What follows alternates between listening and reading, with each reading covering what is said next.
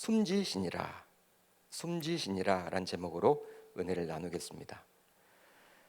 오늘은 보통 금요일이 아닙니다. 우리가 1년에 52주기 때문에 52번의 금요일이 있을 거예요. 근데 보통의 금요일이 아니에요. 고난주간에서 맞이하는 금요일, 보통 십자가의 날이라고 이야기도 하고 또 성금요일이다라고 우리가 부릅니다. 2000여 년 전 오늘 예수님께서는 오전 9시에 십자가에 달리셔서 오후 3시경에 숨을 거두게 되었죠. 즉 6시간 동안 십자가에 달려서 온갖 고초와 수치와 모욕을 당한 이후에 운명을 하셨습니다. 요즘은 십자가 처형법이 있을까요, 없을까요? 요즘은 없죠. 그러다 보니까 우리는 영화나 혹은 책 등을 통해서 간접적으로 십자가를 경험할 수밖에 없어요. 지금도 십자가 처형법이 있다 그러면요, 그걸 볼 거 아니에요. 근데 그런 것들이 없다 보니까 영화를 통해서나 아니면 책을 통해서나 간접적으로 그렇구나, 이런 것이구나, 이 정도로 여러분 알게 되는 것이죠. 아마도 여러 다양한 처형법 가운데 처형당하는 사람의 입장에서는 가장 처절한 고통을 느끼는 처형 방법이라고 생각이 되어져요. 처형당하는 입장에서는요, 이 십자가 처형법은 인권이고 뭐가 없습니다. 가장 처참한 거예요. 비참한 거예요. 예수님은 6시간 만에 돌아가셨죠? 근데 유대 문헌을 보게 되면 어떤 사람은요, 수일 동안 십자가 형벌 당했다 그래요. 수일 동안. 죽지 않는 거예요. 수일 동안. 야, 여러분 얼마나 끔찍할까요? 고통스러울까요? 그러는 동안에 피냄새를 맡은 온갖 산짐승들이 와서 으르렁거리며 십자가에 막 오르려고 합니다. 또 독수리와 같은 새들은요, 막 쪼아 먹는 거예요. 십자가에 있는 막 눈을 여러분 쪼아 먹습니다. 여러분, 십자가에 달린 죄수의 고통과 두려움은요, 이루 말할 수 없는 거예요. 한번 생각을 해보세요. 빨리 죽지도 않아. 최소 몇 시간, 최대는 며칠 동안 그렇게 십자가에 매달려야 한다는 거예요. 여러분 얼마나 두렵겠습니까? 무섭겠습니까? 고통이 여러분 장난이 아니겠죠. 그뿐만이 아니에요. 그런 육체적인 고통보다 더 힘든 것이 바로 정신적인 고통인데, 십자가에 달리기 전 옷을 모두 벗깁니다. 옷을 다 벗겨요. 우리가 여러분 영화를 통해서 볼 때 예수님 밑에 가리셨지만 진짜 십자가 처형법은요, 가리지도 않아요. 다 벗깁니다. 속옷까지. 맨몸으로 십자가에 매달리기에 모이게 된 모든 사람들이 그걸 지켜보는 거예요. 여성들도 있을 텐데. 여러분 그 수치를 여러분 감당이 안 되겠죠. 이 정신적인 스트레스가요, 대단할 거예요. 육체적인 고통도 힘들지만 이 정신적인 멘탈 붕괴가 오게 되면 감당이 안 되죠. 죄를 지은 우리들이 친히 감당해야 될 이런 모든 고초, 수치, 모욕을 예수님께서 친히 대신 감당하신 거예요. 이런 십자가 사건이 있기 약 600년 전 하나님께서는 이사야 선지자를 통해서 앞으로 있게 될 메시아의 순환에 대해서 말씀을 해주셨는데요, 얼마나 고통의 극치를 잘 표현하고 있는지 몰라요. 제가 읽어드리겠습니다.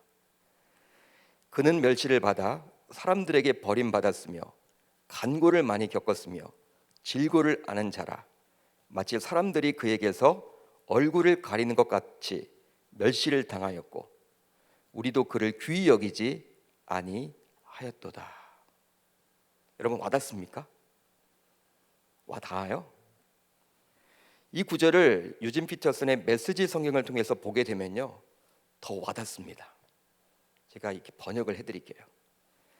멸시받고 무시당하며 고난을 아는 사람, 고통을 몸소 겪은 사람이었다. 그를 보면 사람들은 고개를 돌렸다. 우리는 그를 멸시했고 벌레 취급했다. 예수를 보면요, 사람들이 다 벌레 취급을 했다라는 거예요. 여러분 벌레 취급을 당한 거예요. 벌레 취급. 인간인데, 신이신데 사람들이 고개를 절레절레 흔들어요. 쳐다보지도 않으려고 그래요. 십자가상에서 온갖 수치와 고통과 멸시를 다 당하신 분이 바로 예수님이셨어요. 우리가 당해야 될 그 십자가, 그 멸시, 고통, 수치를 죄가 없으신 그분이 대신 겪으셨던 것이죠. 그렇습니다. 정말 말로 표현할 수 없는 온갖 고통과 수치를 예수님은 친히 당하셨어요. 이런 모든 일련의 고통과 수치와 모욕을 겪고 예수님께서는 십자가상에서 결국 죽게 되었습니다. 자, 오늘 말씀 46절 하반절 제가 읽어드립니다. 숨지시니라. 숨이 여러분 이제 끊어졌어요. 그런데요, 예수님께서는 죽음을 앞두고 마지막으로 이런 말을 하셨어요. 마지막으로. 바로 어떤 말이냐? 아버지, 내 영혼을 아버지 손에 부탁하나이다. 마지막 말씀이셨어. 이 말씀은 예수님께서 십자가상에서 하신, 즉 가상 7언 가운데 마지막 7언에 해당하는 말씀입니다. 예수님께서는요, 십자가상에서 7번의 말씀을 하셨는데 바로 이 말씀이 마지막 말씀이었다라는 거예요. 예수님의 이 간구는 시편 31편 5절의 인용인데요. 여러분, 예수님께서는요, 죽을 때 마지막으로 했던 말씀도 역시 하나님의 말씀을 인용했습니다. 시편 31편 5절은 이렇게 기록이 되어 있죠. 내가 나의 영을 주의 손에 부탁하나이다. 진리의 하나님 여호와여 나를 속량하셨나이다. 예수님은 이 시편 말씀을 그대로 인용하신 거예요. 보통의 경우 자녀들은요, 아비가 자신의 소원을 들어주지 않게 되면 어떤 마음을 가질까요? 자녀들의 입장에서 아버지가 충분히 줄 수 있는데 뭘 달라고 했을 때 주지 않는다고 하면 여러분, 자녀들의 입장에서는 어떤 마음을 가져요? 삐지죠. 삐집니다. 즉 섭섭함을 토로하죠. 아버지가 없어서 못 주는 것하고 아버지는 충분히 해결할 수 있는데 주지 않으면요, 내 소원을 들어주지 않으면요, 아버지한테 섭섭함을 느끼는 게 바로 자녀예요. 여러분, 그렇기 때문에 그럴 때는 아버지를 찾아가지도 않으려 하죠. 관계가 여러분 대단히 서먹서먹해져요. 주셔야 되는데, 충분히 주실 수 있는데, 이거 주시면 좋은데, 이 자녀들 입장에서는요, 아버지한테 그렇게 요구했을 때 거절을 당하게 되면 섭섭함이 대단히 큽니다. 그런데 예수님께서도 감람산에서 십자가를 피하게 해달라고 간절히 기도했건만 자신의 뜻이 아니라 아버지의 뜻이 이루어지고 말았어요. 물론 예수님은 기도할 때 자신의 뜻도 있지만 궁극적으로는 하나님 아버지의 뜻대로 이루어지게 해달라고 기도했지만 그래도 예수님도 사람인지라, 인성을 가진 예수님인지라 섭섭함 정도는 있었을 것입니다. 왜 안 그러겠습니까? 실제로 십자가에서 온갖 고초, 수치, 모욕을 수시간째 겪고 있기에 어쩌면 하나님 아버지에 대한 원망하는 마음도 생길지 모르겠어요. 너무 힘드니까 하나님이 정말 이거 좀 피하게 해주셨으면 얼마나 좋았을까. 아버지는 충분히 하실 수가 있는데 너무 힘들다. 겪고자 어떻게 해야 되지? 감당이 안 된다. 도망칠 수도 없고 내가 기도했을 때 그때 아버지가 내가 그런 기도를 했더라도 나를 사랑하시니까 아버지 뜻대로 이루어지게 해달라고 기도를 했지만 그래도 나를 사랑하시는 분이 아버지니까 나 이런 십자가 너무 힘들다. 어떻게 좀 이게 벗어나면 좋겠다. 여러분, 이런 마음이 들지 않겠습니까? 인성을 가진 예수님, 저와 여러분들과 같이 하나님 앞에 원망하는 마음도 생길지 모르겠어요. 그런데 예수님께서는 이제 죽기 직전, 즉 마지막으로 말씀하시면서 어떤 말씀을 하셨느냐? 바로 아버지라고 친근하게 부르고 있다라는 거예요. 아버지. 바로 끝까지 성부 하나님을 신뢰했기 때문이죠. 신뢰했어요, 하나님을. 우리 같으면 그런 아버지는 찾아가지도 않을 것 같은데 예수님은요, 성부 하나님에 대한 신뢰를 가지고 있었어요. 철저한 신뢰. 창세기 22장을 보시면요, 하나님께서는 아브라함에게 백세에 낳은 아들 이삭을 번제로 바치라고 시험을 하십니다. 요구를 하시죠. 그 요구는 바로 시험이었어요. 이성적으로 보아도 말이 되지 않지만 아브라함은 이런 하나님의 요구에 철저하게 순종을 하죠. 즉 모리아산에 아들 이삭과 함께 번제를 드리러 길을 떠나게 됩니다. 아브라함은 별 생각을 하지도 않아요. 아내와 상의하지도 않습니다. 다음날 아침에 일찍이 일어나서 나귀의 안장을 채운 채 모리아산을 향해 떠나갔어요. 철저한 순종이죠. 물론 아들 이삭이 제물이 되는 거예요. 그런데요, 한참 길을 떠나서 이제 모리아산에 도착해서 종들을 산 아래에 두고 이제 아브라함은 이삭과 단둘이 산에 오르기 시작합니다.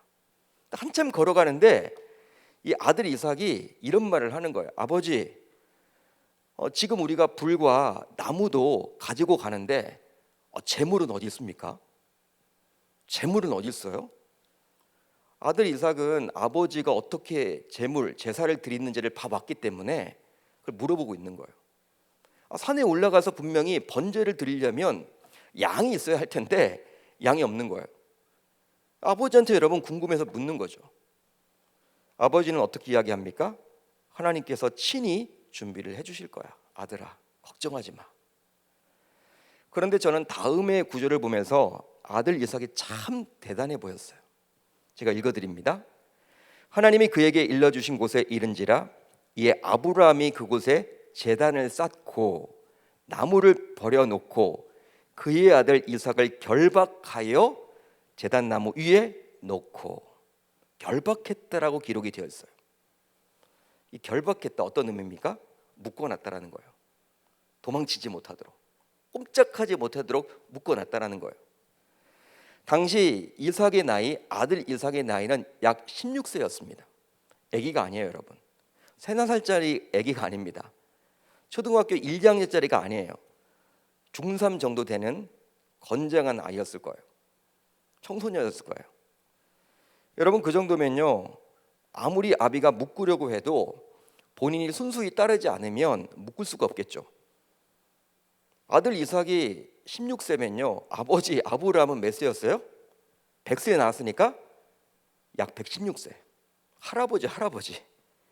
그런 할아버지가 여러분 어떻게 이기겠어?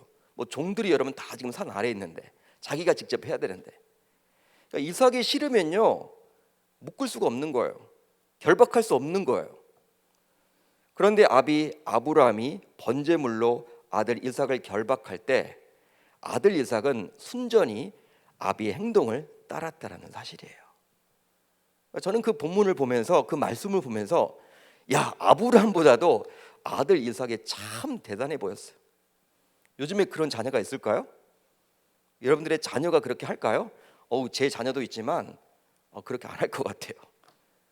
지금 17세인데, 이만한 때인데 내가 그렇게 하자고 하면 과연 나를 믿어줄까? 저도 이렇게 답을 못 하겠더라고요. 근데 아들 이삭이 그렇게 했단 말이야. 바로 아들 이삭의 입장에서는 아비 아브라함을 철저하게 신뢰했기에 가능했던 것이죠. 이런 장면을 보고 있노라면 아들 이삭은 마치 십자가상에서 성부 하나님의 뜻에 철저하게 순종하신 예수님처럼 보입니다. 창세기를 보면서도 우리는 예수님을 느낄 수가 있는 것이죠. 이삭을 보면서도 예수님을 만날 수가 있는 거예요. 그렇다면 우리들은 어떠합니까? 저와 여러분들도 예수님처럼 하나님의 자녀들이죠. 하나님의 자녀로서 어떤 상황 속에서도 예수님처럼 하나님을 신뢰하고 그 하나님께 순종하고 있으십니까? 있으세요? 아니, 오히려 자신의 처한 상황에 따라 하나님을 외면하거나 하나님께 섭섭하다고 원망하고 있지는 않으십니까? 이제 성금요일을 맞아서 저와 여러분들도 오늘 말씀에 나오는 예수님처럼 어떤 극한 상황 속에서도 하나님에 대한 신뢰를 잊지 않았으면 좋겠습니다. 즉, 상황에 흔들리는 신앙이 아니라 어떤 상황에서도 요동하지 않는 믿음의 사람들이 모두 되실 수 있기를 우리 주님의 이름으로 축원합니다. 자, 오늘 말씀을 자세히 보세요. 자세히 보시면요, 예수님의 죽음에 대한 반응이 나옵니다. 예수님의 죽음에 대한 반응이 나와요. 우선 하늘의 반응이죠. 하늘의 반응이에요. 예수님의 죽음을 바라보는 하늘의 반응. 자, 오늘 말씀 44절을 같이 봅니다. 시작. 때가 제6시쯤 되어 해가 빛을 잃고 온 땅에 어둠이 임하여 제9시까지 계속하며 해가 빛을 잃고 온 땅에 어둠이 임하여. 하늘이 이렇게 변화된 거예요. 유대력으로 6시이기에 우리가 사용하는 시간으로는 정오를 말하는 거예요. 오늘 누가복음에 나와 있는 이 시간은요, 유대력입니다. 그렇기 때문에 6시는 지금의 12시, 난 12시를 말하는 거예요. 정오가 되자 해가 빛을 잃기 시작하여 온 땅에 어둠이 임하게 되었는데 이것이 오후 3시까지 지속이 됩니다. 예수님이 숨을 거두는 그 순간까지 지속되고 있어요. 3시간 동안. 보통 상식적으로 보아도 정오부터 오후 3시까지는 해가 가장 높이 떠오르기에 환할 수밖에 없습니다. 우리가 여러분 지구과학을 이렇게 공부하신 분들은 다 아실 거예요. 오후 2시 정도가 이렇게 해가 가장 중천에 떠 있다 그래요. 가장 환하다 그래요. 특별히 아침부터 비가 계속해서 온 것도 아니고 일반적인 조건에서 가장 환해야 할 시간대인 정오부터 오후 3시까지 갑자기 해가 빛을 잃고 온 땅에 어둠이 임하게 된 것은 심상치 않은 하늘의 변화라고 볼 수도 있겠죠. 심상치 않은 하늘의 변화예요. 그것도 일부적이 아니라 성경 말씀은 어떻게 기록하고 있습니까? 온 땅에 어둠이 임했다. 성경은 그렇게 기록해주고 있어요. 온 땅에 어둠이 임했다. 우리나라까지도 지금 어둠이 임했던 거예요. 여러분, 일부 지역이 아니라 온 땅에 어둠이 임했다라는 것은 십자가상에서 죽어가는 예수가 일반적인 존재가 아니라 바로 온 인류를 구원한 메시아임을 드러내는 것임을 알 수가 있는 거예요. 특별히 구약의 예언서를 보게 되면 어둠의 현상은 예고된 주의 날을 상기시켜 줍니다. 주의 날이라는 거예요. 요엘서 2장 31절을 보면 이렇게 기록되어 있죠. 여호와의 크고 두려운 날이 이르기 전에 해가 어두워지고 달이 핏빛같이 변하려니와. 어떻게 나와 있습니까? 해가 어두워진다. 선지자인 요엘의 묘사를 고려해 보아도 어둠은 심판과 구원을 상징하는 주의 날이 임했음을 암시해 주는 거예요.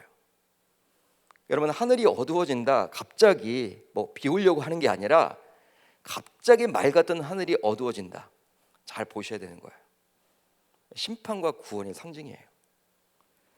즉 어둠은 불의한 손으로 죄 없는 아들을 처형한 행위에 대한 하나님의 진노를 반영할 뿐 아니라 아들의 죽음으로 온 땅의 구원의 길이 열렸음을 의미합니다. 즉 이것은 무엇을 의미하느냐? 바로 심판과 구원, 그걸 말하는 거예요. 여러분, 심판과 구원은요 자연스럽게 이어집니다. 심판이 있으면 무엇이 있어요? 구원이 있는 거예요. 실제로 요엘서 2장 31절 상반절을 보면 이렇게 나오죠. 누구든지 여호와의 이름을 부르는 자는 구원을 얻으리니. 아멘. 누구든지. 어떤 차별이 없으신 하나님의 구원 사역을 보여주고 있는 거예요. 차별이 없으십니다, 하나님은. 요즘에 미국에서 아시아인에 대한 막 차별적인 공격을 막 행한다 그래요. 지하철을 타고 가다가도. 이 코로나가 중국에서 이렇게 나왔잖아요. 그게 여러분 대부분의 사람들이 이렇게 믿고 있잖아. 중국은 아니라고 이야기하지만 그러다 보니까 이 아시아계 사람들을 그렇게 이 백인들, 서양 분들이 막 코로나로 인해서 막 분노를 표출한다 그래요. 차별을 하는 거죠, 여러분. 아시아계라고 해서. 근데 여러분, 하나님은요 구원을 주실 때 누구든지 예외가 있습니까? 없습니까? 없어요. 여호와의 이름을 부르는 자는 구원을 받는 거예요. 따라서 이런 요엘서의 말씀을 통해서 보더라도 예수님이 운명하시기 전에 있었던 하늘의 변화는 분명히 예수님이 메시아요, 심판주요, 구원자이심을 다시금 저와 여러분들에게 상기시켜 줍니다. 분명히 여러분 하늘이 변했어. 하늘이 반응을 했다라는 거예요. 이제 다음으로 하나님의 반응입니다. 예수님의 죽음에 대한 하나님의 반응이 있었어요. 오늘 말씀 45절을 보면 이렇게 나와 있는데 같이 읽습니다. 시작. 성소의 휘장이 한가운데가 찢어지더라. 찢어지더라. 찢어지더라. 이 단어는요, 찢어지다의 능동형이 아니라 수동형입니다. 찢어지다가 여러분 원래 정상적인 단어죠. 근데 그 단어의 수동형이에요. 수동형. 따라서 이것은 휘장이 하나님에 의해서 찢어진 것을 말하는 거예요. 하나님에 의해서 찢어진 거예요. 실제로 휘장의 두께와 크기는 사람이 쉽게 찢을 수가 없습니다. 사람이 여러분 막 들어가 가지고 찢을 수 있는 두께가 아니에요. 그런 크기가 아니에요. 또 유대 사회에서 성전의 휘장에 손을 댄다라는 것은요, 있을 수가 없어요. 유대인들은요, 성전하면요 무서워했어요. 특별히 지성소에는 아무나 들어가지 못하죠. 하나님 여러분 뵐 수 없잖아요. 들어갔다가 여러분 죽는다라고 생각했단 말이야. 그러니까 여러분 그 휘장을 만질 수도 없고 유대인들은 그 휘장 옆에 가지도 않으려고 했단 말이야. 이게 여러분 찢어진 거야. 사람이 한 게 아니죠. 하나님이 하신 거죠. 따라서 예수님의 죽음과 동시에 지성소와 성소 사이를 가로막고 있었던 휘장이 찢어졌다는 것은 곧 하나님께서 친히 반응해 주셨음을 보여주는 거예요. 본래 구약 시대는 성전 문화로서 성전 가운데서도 지성소가 가장 중요하게 여겨졌습니다. 지성소. 여러분 그곳에 언약궤가 있었죠. 언약궤는 하나님의 임재를 상징합니다. 여러분 큰 성전 안에 지성소는 하나님의 임재를 상징하는 곳이기 때문에 가장 중요한 곳이었어요. 그런데 이 지성소에는 아무나 들어갈 수가 없었습니다. 대제사장, 이 성전의 책임자라고 할 수 있는 대제사장이라 할지라도 함부로 들어갈 수가 있지 못했고 대속죄일 딱 하루만 들어갈 수가 있었어요. 대속죄일에 대제사장조차도 일반 사람들은 들어가지 못하죠. 들어가면 죽습니다. 바로 백성들이 그동안 지어왔던 죄들을 가지고 용서를 구하기 위해서 대속죄일에만 대제사장이 하루 들어갈 수 있었어요. 그때에도 이 대제사장이 죄를 지었으면 자기도 죽어요. 못 나와요. 항상 여러분 들어갈 때는요 두렵고 떨리는 마음으로 이 대제사장도 들어갈 수밖에 없었던 거예요. 그러기에 백성들이 하나님을 만나기 위해서는 반드시 이 성전을 찾아야만 했겠죠. 성전 중심의 문화였어요. 그 당시에는. 그런데 예수의 죽음과 동시에 하나님께서 친히 제정하신 성전 성소의 휘장을 하나님께서 친히 찢으사 이제 성전의 역할이 끝났음을 만천하에 공포해 줍니다.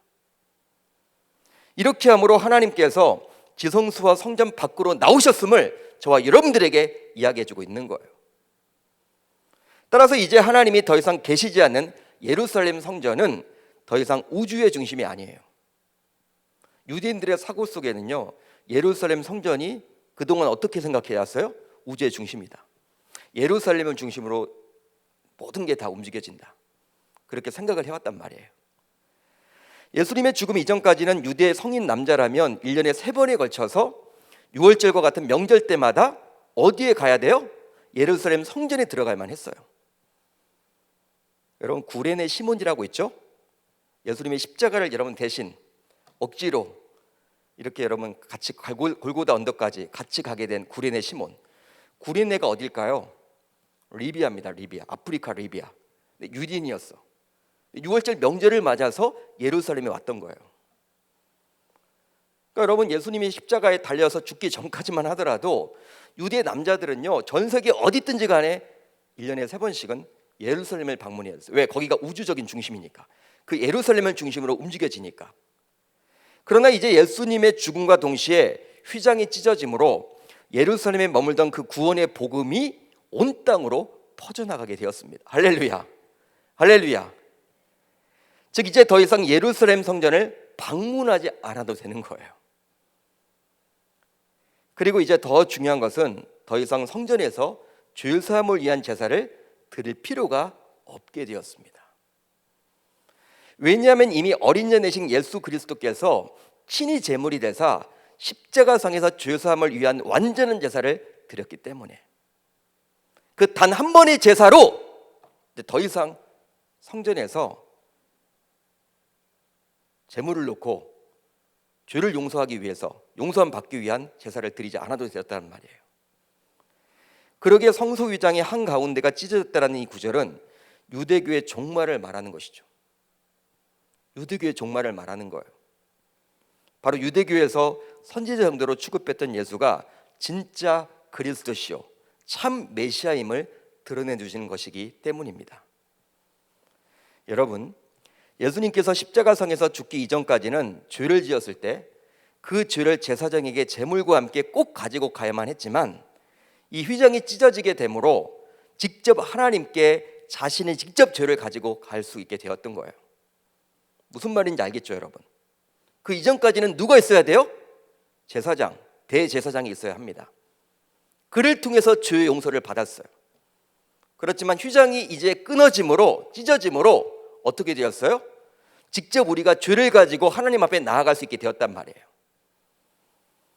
바로 우리 모두 그리스도로 인해서 왕같은 제사장이 되었기 때문이죠. 할렐루야.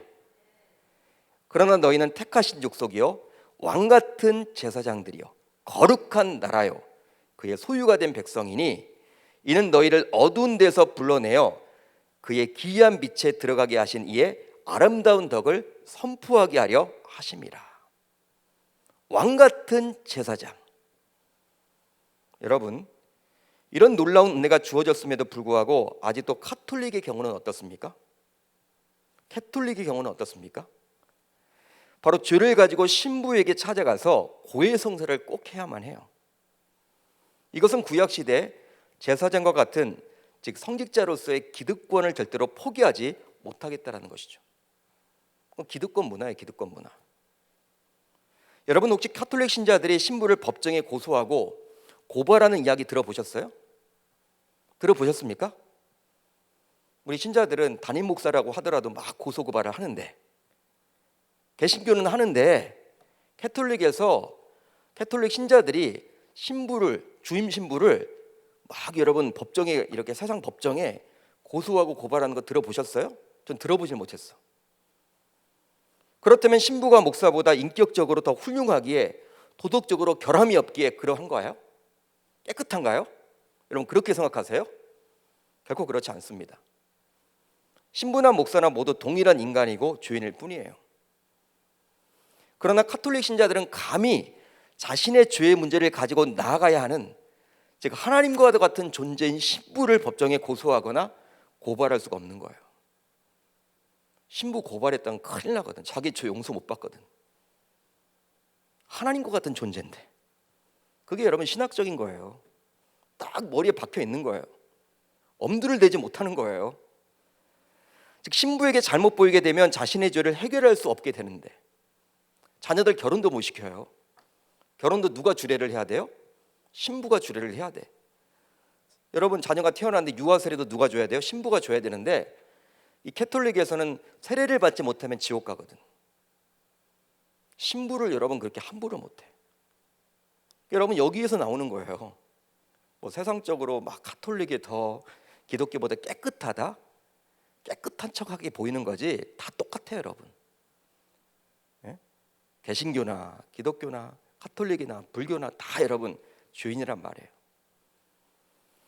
그렇지만 이런 고해성사 같은 것은 이미 성수휘장이 찢어졌으므로 아무 필요가 없음을 저와 여러분들은 알아야만 하는 것이죠. 필요가 없어요 여러분. 그렇게 할 필요가 없다라는 거예요. 이미 여러분들은 왕같은 제사장으로서 하나님 앞에 직접 여러분들의 죄의 문제를 가지고 나아갈 수가 있습니다. 저에게 오지 마세요. 기도는 해드릴 수 있지만 여러분들의 죄는 저를 통해서 나아가는 것이 아니라 여러분들이 직접 하나님 앞에 매달려야 하는 것이죠. 따라서 성소의 휘장이 한가운데가 찢어지더라. 이 말씀은 우리 기독 신자들에게 있어서는 너무나도 중요한 말씀입니다. 아주 중요한 말씀이에요. 이 한 줄로 쓰여져 있지만 아주 기독교의 핵심이란 거예요. 그렇습니다. 하나님께서는 본래 뜻한 바가 있어서 세우신 성전의 모습, 여러분 하나님이 성전도 세우셨잖아요. 하나님이 뜻한 바가 있어서 좋은 의도로 세우셨는데 어느 날 유대 율법주의자들에 의해서 우상시가 되었어요. 우상화되었어요. 성전이 하나님의 뜻한 바대로 움직여지지 못하고 유대 율법주의자들에 의해서 이 성전 자체가 우상화되었어요. 성전 그 자체가 우상시 되어서 마치 그 성전이 하나님처럼 백성들에게 영향을 끼쳤습니다. 그러나 이것을 참을 수 없었던 하나님께서는 예수의 죽음과 더불어 그 성전이 문을 닫도록 성소유장이 찢어지도록 하신 것이죠. 마지막으로 백부장의 반응이 나와요. 백부장의 반응. 자, 오늘 말씀 47절입니다. 우리 같이 봅니다. 시작. 백부장이 그 된 일을 보고 하나님께 영광을 돌려 이르되 이 사람은 정령 의인이었도다. 이 사람은 정령 의인이었도다. 백부장은 바로 로마의 백부장을 말하는데요. 자신의 수하에 100명의 부하를 둔 로마 군대 장교입니다. 아마도 그는 빌라도 총독의 명을 수행하고자 갈보리 산의 총책임자로서 그 자리에서 예수의 죽음을 목격했던 것 같아요. 끝까지 처리까지 다 해야 되니까 시신을. 무리 6시간 동안 물과 피를 모두 쏟아내며 온갖 고통과 수치와 모욕과 멸시를 당하면서도 짜증 한번 내지 않고 담대히 자신의 죽음을 받아들이는 모습을 보면서 백부장은 이제 하나님께 영광을 돌리고 예수가 의인이라는 고백까지 하게 되었다는 사실이에요. 즉 예수가 십자가에서 달려 죽게 되자 가장 먼저 믿음으로 구원을 받게 된 인물이 있다면 바로 이방인이었던 로마의 백부장이었습니다. 이방인이 지금 구원을 받았다는 사실이에요. 놀랍죠? 따라서 예수님의 생전, 즉 공생의 기간 동안 예수님께서 주로 유대인들을 대상으로 복음을 전했다면 이제 십자가 사건 이후 본격적으로 이방인에게도 복음이 전해질 것임을 암시해주고 있는 것이죠. 이 백부장 사건을 통해서. 실제로 예수님은 부활 이후 승천하시면서 다음과 같이 말씀을 해주셨는데요. 오직 성령이 너에게 임하시면 너희가 권능을 받고 예루살렘과 온 유대와 사마리아와 땅끝까지 이르러 내 증인이 되리라. 아멘.